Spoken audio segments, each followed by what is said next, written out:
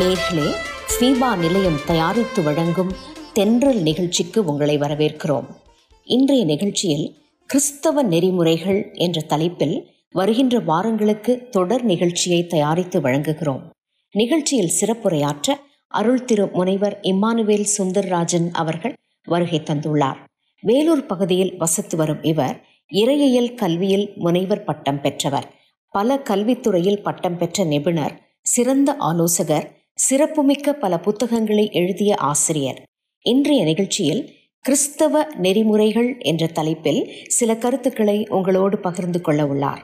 தொடர்ந்து நிகழ்ச்சியை கேளுங்கள். பொது வாழ்வு, பப்ளிக் லைஃப். பொது வாழ்வில் நாம் எப்படி பயன்படுத்தி கொண்டு பக்குவப்படுத்தி கொண்டு உலகத்திற்குள்ளே வாழ்வது மிகவும் முக்கியமான காரியம். வீட்டுக்குள்ளேயே வாழ்ந்து கிடக்கிறது மட்டும் வாழ்க்கை அல்ல. பிறரோடு பழகிக்கொண்டு அவர்கள் பேசுவதற்கு ஏற்ற மாதிரி நம்முடைய வாழ்க்கையிலே பண்பட்ட வார்த்தைகளை பேசிக்கொண்டு அவர்களோடு செயல்படுவதுதான், தொடர்பு கொள்வதுதான் பப்ளிக் லைஃப், பொது வாழ்வினுடைய வெற்றி. பொது வாழ்வின் வெற்றியில் என்ன என்றால், படிக்கின்ற மாணவர்கள் அனைவரும் படித்து முடித்த பிறகு எப்படியாவது வேறு வேலை கிடைக்கும் என்று பல இடங்களுக்கு அப்ளிகேஷன் போடுகிறார்கள். அப்ளிகேஷன் போட்டு தங்களுக்கு வேலை வேண்டும் என்று தேடுகிறார்கள். பல பணியாளர்களிடத்தில் சென்று தொடர்பு கொள்கிறார்கள். பலர் அவர்களை மதிப்பார்கள், பலர் வேண்டாம் என்று தள்ளிவிடுவார்கள். பிறர் அவர்களை பாராட்டுவார்கள், பிறர் உற்சாகப்படுத்துவார்கள், பிறர் இவர் பேசுகிறதே கேட்க மாட்டாங்க, நீ என்ன நினைக்கிற என்று சொல்லி விரட்டி விடுவார்கள். பொது வாழ்வில் சுற்றி வரும் மக்களிடம் நல்லெண்ணம் பெற தொடர்பியல் திறன் மிக அவசியம். நாம் அவர்களோடு பேசுகிற வார்த்தைகள், நாம் அவர்களோடு தொடர்பு கொள்ளுகின்ற கருத்துக்கள், அவர்கள் மிகவும் மகிழ்ச்சி அடைந்தால்தான் நம்மை அவர்களிடம் சேர்த்து கொள்வார்கள். இல்லாவிட்டால் வேண்டான்னு தள்ளிடுவாங்க. யூ ஆர் நாட் செலக்டட் என்றுவாங்க. உங்களுக்கு நன்றாக தெரியும், சாக்ரட்டிஸ், அம்பேத்கர், ஃபிடல் காஸ்ட்ரோ இப்படிப்பட்ட சிறந்த ஞானிகள் எல்லாம் மக்களை எப்படி அவர்கள் தேடினார்கள் என்றால், அவர்களுடைய செயல்பாடுகளிலும் அவர்கள் என்ன தன்னுடைய கருத்துக்களை நம்மிடத்தில் சொல்லி நம்மை கன்வின்ஸ் பண்ணுகிறார்கள். அவர்கள் பேசும்போது என் மனது அவன் பக்கம் எழுந்து விடுகிறது என்கிறவர்களைத்தான் அவர்கள் தேடுகிறார்கள். அருமையானவர்களை, இதை கேட்டுக்கொண்டிருக்கிற நீங்கள் யாரிடத்திலாவது ஒரு காரியத்தை பகிர்ந்து கொள்வீர்களானால் அவர்களுடைய மனதை கவர்ந்து கொள்ளும்படி நீங்கள் பேச வேண்டும். எரிச்சல் படுத்தும்படியும் பல கேள்விகளை அவர்களுக்குள்ளே உண்டாக்கி அவர்களை வெறுக்கச் செய்கிற மாதிரி நீங்கள் பேசக்கூடாது. நீங்கள் பேசுகின்ற ஒரு கருத்து நல்லா இருக்குது, வெரி நைஸ் என்று அவர்கள் சொல்ல வேண்டும். இன்றைக்கு நான் பல கூட்டங்களிலே பெண்கள் பேச்சு திறமாளிகளை வெளிப்படுத்துகிறார்கள். அப்படி பொழுது வெளிப்படுத்தும் பொழுது எங்களுக்கு நன்றாக விளக்கம் தெரிகிறது, அவர்களுக்கு நன்றாக பேச தெரியும் என்று மட்டுமல்ல, கருத்தை நம்மிடத்திற்கு தொடர்பு கொள்ளும்படி அவர்கள் பேசுகிறார்கள். பொது வாழ்வில் ஈடுபட்டு மக்களை வெல்ல உண்மை தேவை, தூய்மை தேவை, நேர்மை தேவை, ஒழுக்கம் தேவை, நல் உறவு தேவை, தொடர்பு இயல் பண்பு தேவை, சரியான வார்த்தைகள் அவர்களுக்கு போய் தொடும்படியாக பேசும் திறன் தேவை, உங்களுடைய உச்சரிப்பு தேவை, உங்களுடைய முக பாவனை தேவை. இவையெல்லாம் அவர்களை சுண்டி இழுத்து உங்கள் பால் சேர்த்துவிடும். அவர்கள் அறியாமலே கைதட்டி உங்கள் மீது அவர்கள் பட்சம் வைப்பார்கள். உங்கள் குடும்பத்தில் உள்ள பெற்றோரின் உறவு, உங்களுக்கும் உங்கள் பெற்றோருக்கும் இடையே உள்ள உறவு, உங்கள் குடும்பத்திற்கும் அருகில் உள்ள குடும்பத்தினருக்குமான உறவு எப்படி உள்ளது என ஆராய்ச்சி செஞ்சு பாருங்கள். நீங்கள் நல்ல நண்பர்களை எடுத்து சேர்த்திருக்கலாம், ஆனால் அது உங்கள் வீட்டுக்குள்ளே அந்த நட்புத்தன்மை இருக்குதா என்று பாருங்கள். எரிச்சல், கோபத்தோடையும் ஆங்காரத்தோடையும் பேசினீர்கள் என்றால் பிறரை நீங்கள் கவர்ச்சி செய்ய முடியாது, பிறரை உங்கள் அண்டையில் இழுக்க முடியாது. புரிந்து உணர்வு, விட்டு கொடுத்தல், மதித்தல், அக்கறை காட்டுதல், அன்பில் பரிமாறுதல், தொடர்பியல் திறன்களெல்லாம் இருந்தால்தான் உங்கள் குடும்பத்திலே மகிழ்ச்சி தவிர வேறு எதுவும் இருக்க முடியாது. இத்தகைய தொடர்பியல் பண்புகளில் மாணவர்கள் இளம் வயதிலேயே பெண்கள் அவசியம் வளர்க்க வேண்டும், அதிலே வளர வேண்டும். நீங்கள் எதிர்வரும் ஆண்டுகளிலே குடும்ப பொறுப்பாளர்களாக உருவாகத்தானே போகிறீர்கள். நீங்கள் ஒரு குழுவில் செயல்படுகிறீர்கள். எனினும் அக்குழு மிக சிறப்பாக செயல்பட வேண்டும். உங்களின் தொடர்பு இயல் எளிமையானதாக, கருத்து பகிர்வுள்ளதாக, எல்லோரையும் மதிப்பதாக, எவரையும் புறந்தள்ளுவதாக, வழிகாட்டுவதாக செயல்பட்டால் அது உங்கள் குழுவுக்கும் உங்களுக்கும் ஒரு கேடாகத்தான் அமையும். பிரியமானவர்களே, நீங்கள் இதை கேட்டுக்கொண்டிருக்கிறீர்கள். இந்த தொடர்பியல் மற்றவர்களோடு எப்படி தொடர்பு கொள்ளலாம், உங்களுடைய வார்த்தைகளினாலும் உங்களுடைய கருத்துக்களை பரிமாறுவதனாலும் எப்படி உங்களுடைய திறன்கள் வளரும் என்பதை பாருங்கள். பிறருடன் தகவல் பரிமாற்றம் செய்யும்போது கவனிக்க வேண்டிய முக்கிய அம்சங்கள். நாம் பரிமாற்றம் செய்யும் தகவலின் நோக்கம் என்ன? அது ஒரு வேண்டுகோளாகவோ, வேலைக்கான விண்ணப்பமாகவோ, வாழ்த்துச் செய்தியாகவோ இருக்கலாம். அந்த வாழ்த்துச் செய்தியை வாசிக்கிறவர்கள், அந்த விண்ணப்பத்தாளை வாசிக்கிறவர்கள், இதில் இவ்வளோ அழகாக சொல்லியிருக்கிறாரே இவருடைய திறமைகளை குறித்து, இவர் இவ்வளவு திறமையாய் பாடங்களை படித்திருக்கிறார்களே.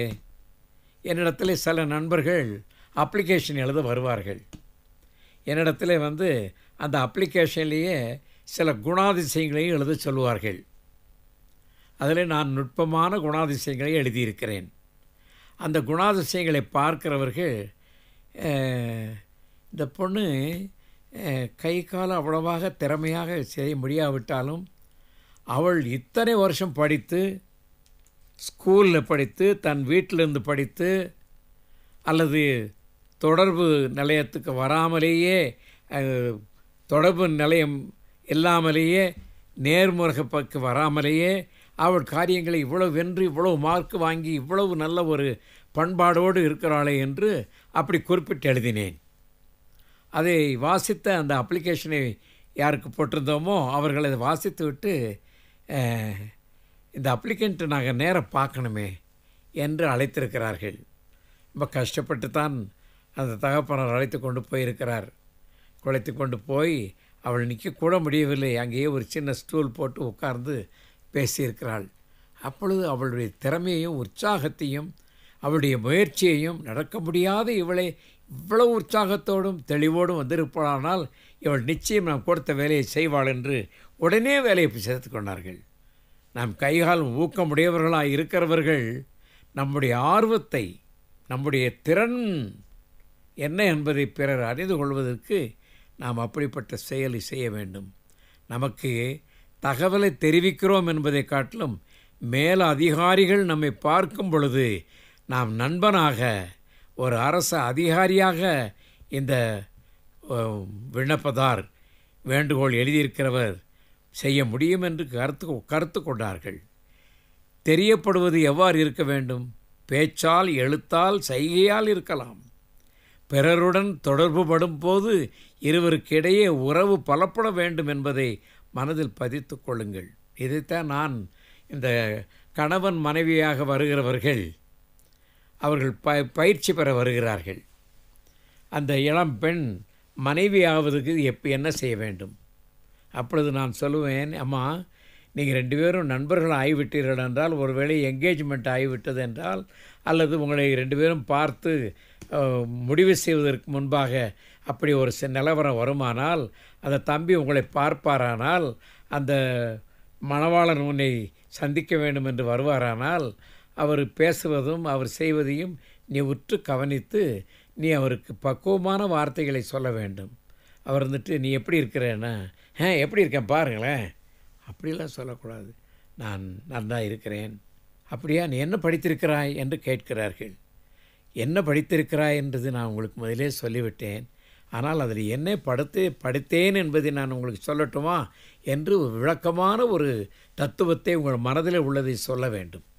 அப்பொழுது அவன் நினைப்பான், இவள் பாடம் படித்தமல்ல, +2 மட்டுமல்ல, அவள் இந்த +2விலே என்ன படித்திருக்கிறாள் என்கிறதையும் கற்றுக்கொண்டிருக்கிறாள் என்று அவர் மனமகிழ்ச்சி அடைய வேண்டும். அன்ட்டு நான் MBA பண்ணிக்கிறேன்.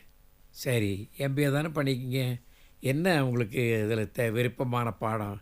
எம்பிஏ என்ன சொல்லிக் கொடுத்தாங்க, அதனால் படித்தேன், அவ்வளோதான் முடிஞ்சுச்சு. அப்படியெல்லாம் வெறுமனே என்றும் வரட்டுத்தனமான பதிலும் சொல்லக்கூடாது. அதில் சில கருத்துக்கள் எனக்கு பிரியமானவைகளை அதை நான் கைக்கொள்ள வேண்டும் என்று என் வாழ்க்கையில் ஆசைப்படுகிறேன். எனக்கு இப்படி ஒரு வேலை கிடைக்குமானால் அந்த வேலையில் எனக்கு கீழே வேலை செய்கிறவர்கள், என்னோடு வேலை செய்கிறவர்களையும் என் சொந்தக்காரர்களாகவும் எனக்கு குடும்பத்தில் ஒருவர்களாகவும் நான் மதிக்க வேண்டும், அப்படி நடந்து கொள்ள வேண்டும் என்று ஆசைப்படுகிறேன் என்று சொல்ல வேண்டும். எப்போயுமே கேள்வி கேட்டால் என்ன சொல்லுவாங்கன்னா, என்ன படிச்சிங்கம்மா? எம்ஏ படித்தேன். அவ்வளோதானா? என்ன சொன்னீங்க? எம்ஏயில் என்ன படித்தீர்கள்? உங்களுடைய படிப்பினால் எங்களுக்கு நமக்கு வாழ்க்கைக்கு என்ன நடக்கும்? நாம் பேசுவது, எழுதுவது மற்றவருடைய மனதை காயப்படுத்துகிறதா இருக்கக்கூடாது. அவர்கள் எரிச்சல் அடைகிற மாதிரி நான் எம்ஏ படித்தேன்னு சொல்கிறதுக்காகவா நான் கேட்டேன்? எனக்கு தெரியுமே நீங்கள் எம்ஏ படிச்சிருக்கீங்கன்னு. எம்ஏயில் என்ன படித்தீர்கள்? நான் எப்பொழுதும் பள்ளிக்கூடங்களிலே மாணவர்களுக்கும் கல்லூரிகளிலே மாணவர்களுக்கும் இதுதான் சொல்லியிருக்கிறேன். When people meet you and ask you certain questions, you don't just give the answer. நீங்கள் கொடுக்கிற பதிலிலே அவர்களுடைய உள்ளத்தினுடைய கவர்ச்சியும் அவர்கள் உள்ளத்தில் சில கிளர்ச்சியும் உங்களிடத்தில் அவர்கள் கேட்க வேண்டும். அந்த ப்ளஸ் டூவில் என்ன உங்களுக்கு இன்பமான பாடம், என்ன உங்களை கவர்ச்சி செய்த கருத்துக்கள் என்பது நீங்கள் சொல்வீர்களானால் அதைத்தான் அவர்கள் விரும்புகிறார்கள். குடும்பத்தை எப்படி நடத்த வேண்டும், குடும்ப பெண்ணாக நான் உதவி செய்ய என் அம்மாவுக்கு அவர்கள் என்னை பார்த்து சொல்வாள், நீ ரொம்ப சிறந்தவளா ஆவா என்று என் அம்மா சொல்லி பாராட்டுவாள் என்று நீங்கள் சொல்ல தெரிய வேண்டும். இப்போ எப்படி பண்ணினா அவன் போகிற எந்த வீட்டில் என்னத்தை பண்ணி தீயை வச்சு கொளுத்துவேன்னு சொல்லக்கூடாது. ஞாபகம் வைத்துக் கொள்ளுங்கள், நீங்கள் எப்படி உங்களை பொது வாழ்விற்கென்று பக்குவப்படுத்தி கொள்ள வேண்டும் என்கிற கருத்துக்களை நீங்கள் எவ்வாறு சிதறி வைத்திருக்கிறீர்கள், சேமித்து வைத்திருக்கிறீர்கள், பக்குவப்படுத்தி கொண்டிருக்கிறீர்கள். ஒவ்வொருவரும் தனித்தன்மை மிக்கவர்கள். அதை நமது தொடர்புகளிலே அங்கீகரிப்பது, பாராட்டுவது, ஊக்கப்படுத்துவது, அவர்களுடைய சுய மதிப்பை உயர்த்துகிறோம். உங்கள் வீட்டிலேயே நீ செய்கிறதை பார்த்துவிட்டு உன்னுடைய அம்மா, உன்னுடைய அண்ணன் அல்லது தம்பி அல்லது அப்பா சொல்லி உன்னை பாராட்ட வேண்டும். உன்னுடைய தங்கச்சி என்று சொல்ல வேண்டும். என்ன சொல்ல வேண்டும்? அண்ணே ரொம்ப நல்லா செய்கிறீங்க அண்ணே, இந்த மாதிரி உங்கள் வாழ்க்கை நல்லா ஆகணும்னு நினைக்கிறோம். இதெல்லாம் தெரியுது அண்ணே, இப்போயே உங்களுக்கு தைய தெரியுது. இப்போ தான் உங்களுக்கு இந்த ஸ்க்ரூ டிரைவர்லாம் எடுத்து இவ்வளோ அழகாக பண்ணுறீங்க, என்ஜினியராக கூட நீங்கள் ஆயிடுவீங்க அண்ணே என்று அவர்கள் பாராட்டும் அளவிற்கு உங்களுடைய வாழ்க்கையை பக்குவப்படுத்தி மேன்மைப்படுத்தி கொண்டு இருக்க வேண்டுமே. அல்லாமல் நீ செய்கிறத பார்த்தேன்னா எல்லாத்தையும் உடச்சி நொறுக்கே போட்டுருவேன் என்று சொல்லிடக்கூடாது. ஒரு முறை தவறு செய்தால் அதை பற்றி மட்டும் சொன்னால் போதும். எல்லா நேரங்களிலும் அப்படித்தான் நடக்கும் என்று பொதுவாக எண்ணக்கூடாது. ஒருவரை ஒருவர் புரிந்து கொண்டு தெரிந்து கொள்ளத்தான் தொடர்பு இயல். எனவே உறவுகளை மேம்படுத்த கவனமுடன் அவர்கள் என்ன சொல்கிறார்கள் என்று காது கொடுத்து கேட்க வேண்டும். நான் இன்னும் ஒரு தலைப்பில் உங்களுக்கு சொல்லுவேன், செவி மடுத்தல் என்பது என்ன, நீங்கள் எப்படிப்பட்ட காரியங்களில் காது கொடுத்து கேட்க வேண்டும். கேட்பதினாலேயே அவர்கள் என்ன சொல்லுவார்கள், நான் சொன்னதை காட்டிலும் நீங்கள் அதிகமாய் கேட்டிருக்கிறீர்களே, என்னுடைய கருத்துக்களை மிகைப்படுத்தி நீங்கள் நன்றாக கேட்டிருக்கிறீர்கள் என்று அவர்கள் ஆச்சரியப்பட வேண்டும். நான் ஒரு இடத்துல மீட்டிங்கில் பேசினேன். அது பேசும்போது பூரா கேள்வியும் தப்பு தண்டாவும் பேசி அவங்கெல்லாம் கிரிட்டிக்கலாக நிறைய கேள்விகளை கேட்டு என்னையே மடங்கடிக்கிற மாதிரி கேட்டு விடுவார்கள். ஆனால் நீங்கள் பேசுவது அவருடைய சந்தேகத்தையும் அவர்களுடைய மங்கிப்போன எண்ணங்களையும் அவர்களுடைய நோக்கமற்ற சிந்தனைகளையும் நீங்கள் ஒருமுகப்படுத்துவீர்களாக இருப்பீர்களானால் அது அவர்களை பெருமைப்படுத்திவிடும். பிரியமானவர்களே, நீங்கள் ஒருவரை ஒருவர் புரிந்து கொள்ளத்தான் தொடர்பியல். பிறர் சொல்வதை கூர்ந்து செவிமடுக்கும் திறன் உள்ளவர்கள்தான் பெருந்தலைவர்களாக ஆவார்கள். வெற்றி வேண்டும் என்று சொல்கிறவர்கள்தான் காது லட்சியமுடையவர்களாவார்கள்.